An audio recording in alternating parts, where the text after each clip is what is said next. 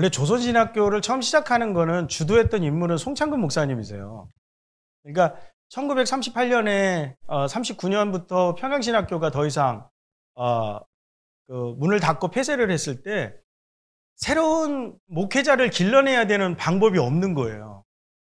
그러니까 일본의 신학교 외에는 사실 방법이 없는 거죠. 그때의 장로님 성함을 제가 잃어버렸는데 그 승동교회 장로님이 헌금을 하시고 그리고 김대일 장로님이신가요? 김대엽.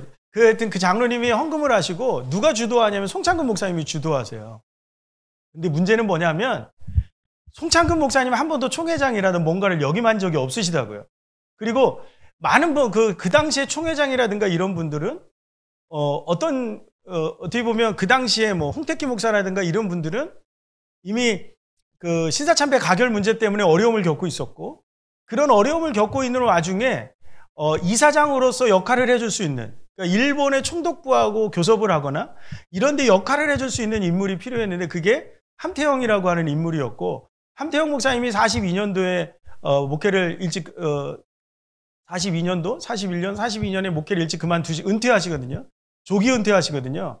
그랬을 때 이분이 마지막에 자기가 헌신하고자 했던 것은 비록 신사참배로 어려움을 겪고 있기는 하더라도 어떻게 하겠다고요? 목회자를 길러내. 아까 그랬잖아요. 교회는 없어지면 안 돼요. 새로운 국가를 건설하기 위해서는. 교회를 통해서 새로운 개인들이 계속해서 만들어질 거기 때문에. 그래서 신사참배를 본인이 하는 한이 있더라도 내가 수치를 겪는 한이 있더라도 어떻게 하겠다고요? 이 신학교만큼은 지키겠다라고 하는 의식이 굉장히 강했던 것 같아요. 그러니까 해방 이후에도 이 조선신학교 문제, 결국에는 조선신학교 문제로 예장하고 기장이 나눠지는 거잖아요. 그러니까 거기에 자기의 어떤 신앙의 모든 것들을 조선신학교에 걸었던 것으로 저는 그렇게 봤습니다. 신사참배 문제가 나오면 많은 분들이 예민해지죠. 근데 저는 그분이 그 신사참배 문제를 수치스럽게 여겼고요. 신사참배하고 나면 반드시 그 다음에 부흥회를 열었습니다. 어떤 부흥회냐면 회심부흥회예요. 왜요? 그렇게라도 하나님 앞에 회개하지 않으면 본인이 견딜 수 없는 거예요. 그리고 조기 은퇴합니다. 더 이상 자기가 감당할 수 없는 거예요. 그래서 어떻게 해요? 저기 둔전교회, 지금은 성남에 있지만 그 당시 광주에 있었던 둔전교회로 은둔하다시피 하면서 떠나갑니다.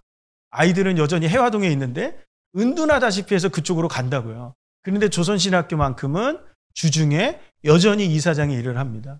그리고 부통령으로 있을 때 이 부지를 마련하는데 함태영 목사님이 굉장히 많은 역할을 감당하세요. 그러니까 머릿돌을 함태영 목사님이 쓸 수밖에 없는 거예요. 그리고 기장의 상징적인 존재는 함태영이었습니다.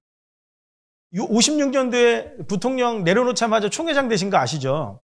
총회장이 되셔서 제일 먼저 했던 것이 세계 일주 여행을 총회장 시작할 때인가요? 하기 직전이죠.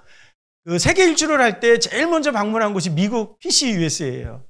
그때 이제 미국 장로교회가 막 연합하려고 할 때 미국의 캐나다 장로교회를 먼저 가는 게 아니라 미국의 장로교회를 먼저 간다고요. 왜요? 기장이 1912년 한국 장로교회의 신학을 이어가고 있는 교단이라는 것을 말하고 싶었던 거예요. 그냥 우리가 뛰쳐나온 교단이 아니라 우리가 정통을 가지고 있는 교단이라는 것을 드러내고 싶었기 때문에 그런 거죠. 그런 의미에서 왜 80 넘으신 분을 왜 총회장으로 다시 세웠을까요? 지금 불가능하죠, 그죠? 왜 다시 세웠을까요? 한국 장로교회를 상징하기 때문에 그런 거죠. 그러니까 머릿돌은 누가 써야 되는 게 맞아요? 함태영 목사님이 쓰는 게 맞죠. 저는 개인적으로 그렇게 생각합니다.